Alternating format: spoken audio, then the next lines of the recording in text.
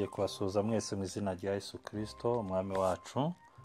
Uyu munsi nongeye gushima Imana itwemereye kongera kuganira ku magambo y'Imana.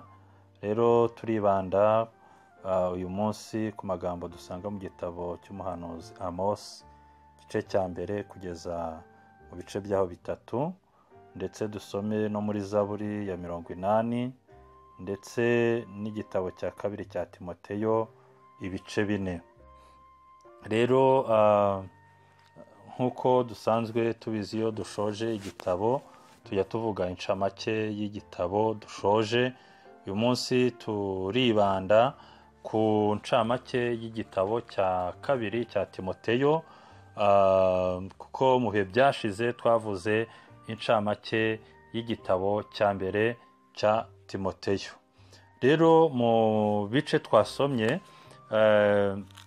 magambo dusanga mu gitabo cy'umuhanuzi Amos, uhereye mu gice cya mbere ndetse igice cya kabiri n'igice cya gatatu, havugwamo ibigendanye n'uburyo Imana yagiye ihana amahanga yagiye abaho atayumvira, haba mu bwoko bw'abanyamahanga ndetse no mu bwoko bw'Abisirayeli. Abantu bagiye baho batumvira Imana, bakagendera kure y'Imana, bagakora ibyangwa n'amaso y'Imana.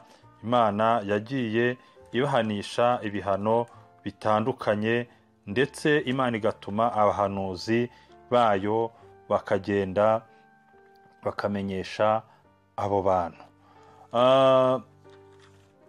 Tudatinze, nagira ngo twongere dukomeze tuvuga ku gitabo mu gitabo cya Timoteyo, muri uru rwandiko rwa kabiri rwa Timoteyo, incamake yarwo, ndetse namwe mu magambo twagiye tubonamo, cyane cyane mu gice cyaho cya 4, aho twasanzemo amagambo meza, ariko kandi amagambo akomeye agaragaza iminsi ya nyuma n'iherezo, cyangwa se iminsi ya nyuma avuga ku iherezo ry'intumwa Pawulo. Imana ishimwe cyane.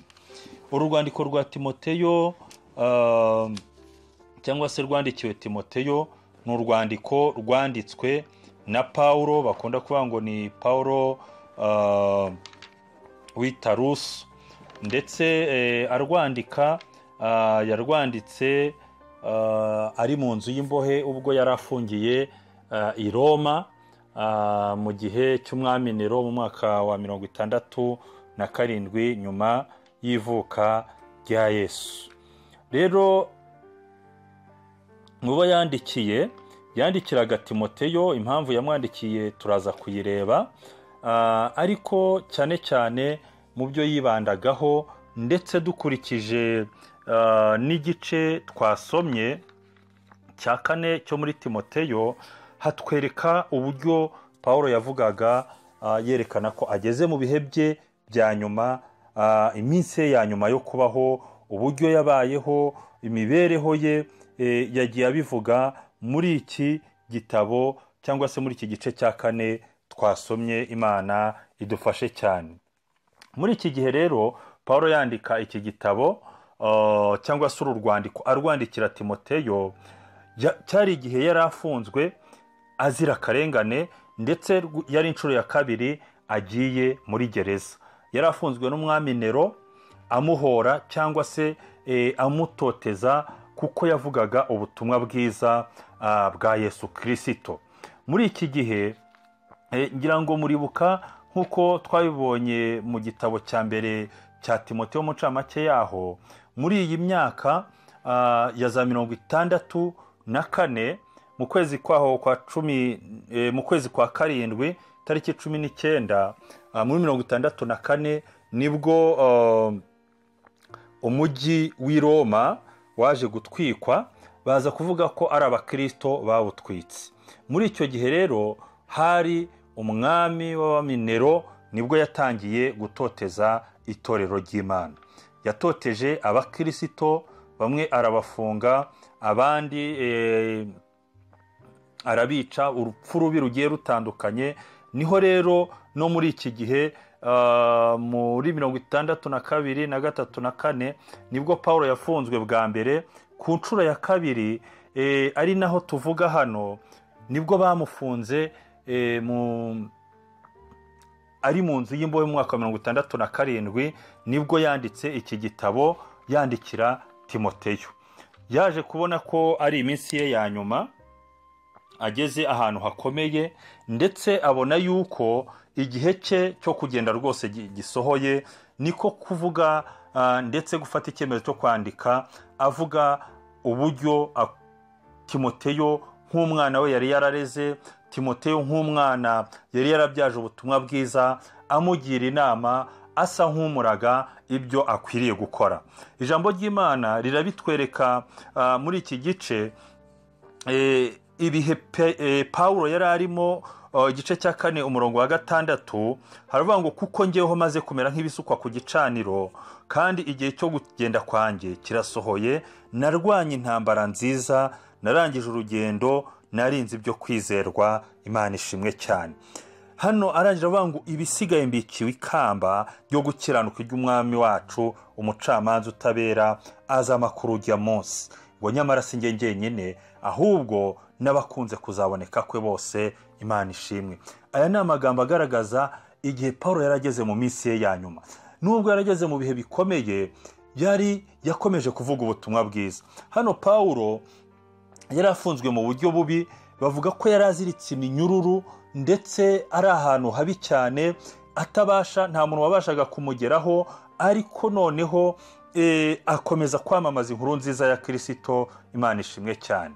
Rero mu byo bitubwira muri iki gitabo cya 2 haratwereka inshingano Pawulo yari ari guha Timoteyo. Ubundi Timoteyo yari umupasiteri, yari umushumba w'itorero ryo mu Efeso. Rero yagombaga kumubwira nawe kugira ngo azasigare mu mwanya we yamamaza inkuru nziza ya Kristo, Imana ishimwe cyane. Amubwira ati ndagutongera mu maso y'Imana no mu ya Kristo, uzacira iteka abazima n'abapfuye. Ati kandi aramubwira ngo ubwirize abantu ijambo ry'Imana, Imana ishimwe cyane. Ugire umwete mu gihe kigukwiriye no mu kitagukwiriye, uhane, uteshe, uhugure, ufite kwihangana kose no kwigisha. Aya ni amagambo agaragaza inshingano Pawulo yasigiye Timoteyo. Hano rero navuga ngo ntabwo ari Timoteyo wahawe izi nshingano wenyine. Nubwo iki gitabo kigaragara ko ari igitabo cya gishumba, harimo impuguro n'inshingano za gishumba nyinshi. Mu minsi ishize mperutse gusoma ijambo rivuga ngo abantu twese twahamagariwe gukorera Imana. Nta muntu utarahamagariwe kuvuga ubutumwa. Twese turabavuga butumwa, haba mu miryango yacu, haba ku kazi dukoramo, haba mu mashuri twigamo, haba mu matorero, haba aho tugenda, twese turabavuga butumwa. Rero nshuti bakundwa, ndagira ngo nongere mbibutse nshingiye ku nyigisho tubona muri iki gitabo ko twese twahawe inshingano zo gukorera Imana.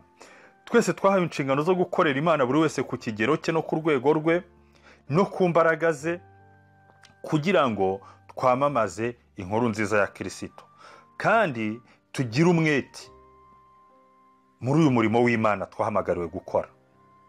Tugire umwete mu gihe gikwiriye n'ikidakwiriye. Bivuga ngo igihe icyo ari cyo cyose turasabwa guhora twamamaza inkuru nziza ya Kristo, Imana ishimwe cyane.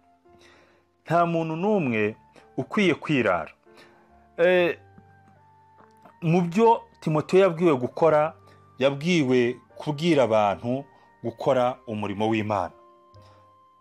Abwirwa kurinda no kurwanira ubutumwa bwiza, kurwana intambara nziza yo gukiranuka, cyo ni ikindi, no gukomeza kuba icyitegererezo cy'abizera. Rero mu byo dusabwa mu nyigisho zikubiye muri iki gitabo, ni intego yabyo nibyo maze kuvuga. Turasabwa kuba icyitegererezo cy'abizera, tukabwiriza abantu ubutumwa bwiza, ndetse tukarwana intambara nziza yo gukiranuka. Ibindi Imana nayo izaza idushyigikire muri byose. Imana yacu ishimwe kandi bahereze umugisha. Nibyo mbifuriza mwese mu izina rya Yesu Kristo umwami wacu. Amen.